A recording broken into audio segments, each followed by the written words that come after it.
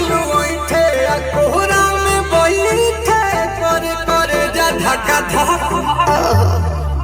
कहेलु झूठे की जाला ना